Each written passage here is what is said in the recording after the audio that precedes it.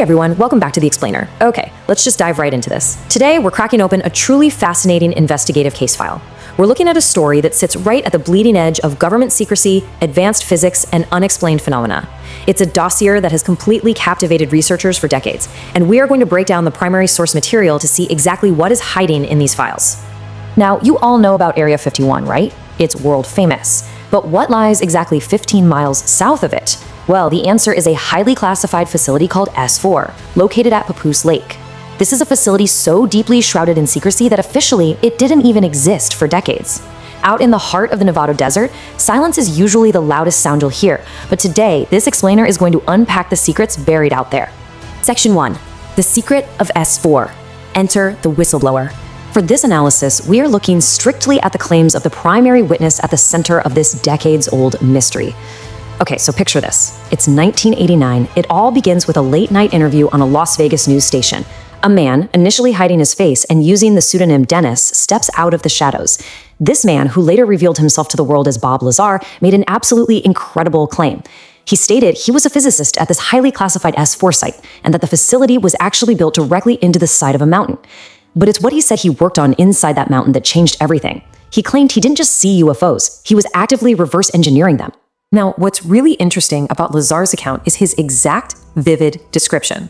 He didn't describe traditional human spacecraft made of clunky bolts and rivets. He specifically claimed to have seen 9 flying discs made of a smooth, seamless material that looked like brushed stainless steel. Again, we are looking purely at his claims here, and the sheer level of detail he provided right out of the gate is exactly what makes this case file so compelling to study. But the physical look of the discs was really only the beginning. He had to explain how they actually flew. And that brings us to this number, 115. Lazar claimed that these extraordinary crafts were powered by what seemed like a completely impossible propulsion system, fueled by a stable version of element 115. To understand the sheer audacity of this claim, we just have to look at the timeline.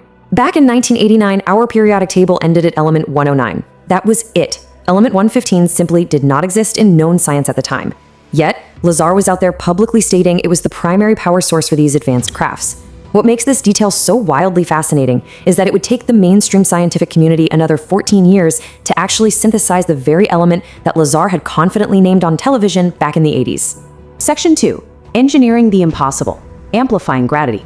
So, how did this mysterious element actually work in practice? Well, according to Lazar, these flying discs had absolutely no engine, no wings, and no exhaust, which obviously completely defies all known laws of aerodynamics. There was zero thrust pushing them forward. Instead, Lazar offered this revolutionary explanation. He claimed the crafts actually amplified gravity waves to fundamentally distort space-time itself. And this brilliantly illustrates the difference. Normally, traditional human flight is all about pushing a ship through space or air using thrust. Think of a rocket or a jet. But Lazar's mind-bending description of gravity wave amplification is totally different. The craft isn't pushing through space at all. It's actually pulling space toward the ship. You are essentially moving the universe around the craft, instead of moving the craft through the universe. If that sounds like some incredibly heavy physics, let's just imagine a trampoline for a second. If you place a heavy bowling ball right in the dead center, it creates this deep dip in the fabric, right? Well, Lazar claimed these crafts generate an intense gravitational field that creates a very similar dip in the fabric of space-time right in front of them. The ship essentially falls down into that dip, pulling the universe toward it. It's honestly an incredibly elegant way to visualize high-level space-time distortion, making a massively complex concept totally accessible. But we really have to look at the context of the era to see why this matters so much. To the US military in the late 1980s, analyzing this kind of technology wasn't just a fun science discovery. It was the ultimate weapon. Because if you control gravity, you control the world. The geopolitical implications of having a craft that can move instantly by bending space and time would be a total, absolute global game changer. Section 3. The Disappearing Physicist, a Systematic Erasure. Here is where the file on Bob Lazar takes a very sharp, very suspenseful turn. We have to look at the severe conflict surrounding the man himself and the totally contradictory evidence that investigative journalists soon uncovered when they started digging. So the crucial point is exactly what happened when people actually tried to verify his story. Journalists hit an absolute brick wall. First off, his academic records at MIT, completely gone. Second, his employment at the prestigious Los Alamos National Labs was entirely denied by the government. It honestly looked like he might just be making it all up. But then, investigators found a shocking piece of physical proof. Lazar's name was found printed in an old internal phone book directly from the Los Alamos lab. This leaves us with an incredibly difficult question. Was Bob Lazar simply a brilliant fraud, or was his entire identity being systematically erased by the very government he blew the whistle on? We aren't here to take a side, but we absolutely must look at the facts on the ground today.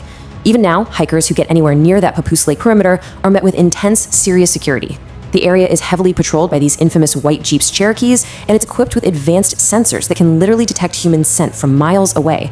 The extreme lengths taken to protect this supposedly empty stretch of desert remain very, very real. Section 4. The Modern Connection, 30 years later. We are taking this 1989 mystery and crashing it directly into today's modern headlines. Because this story definitely didn't just end in the Nevada desert.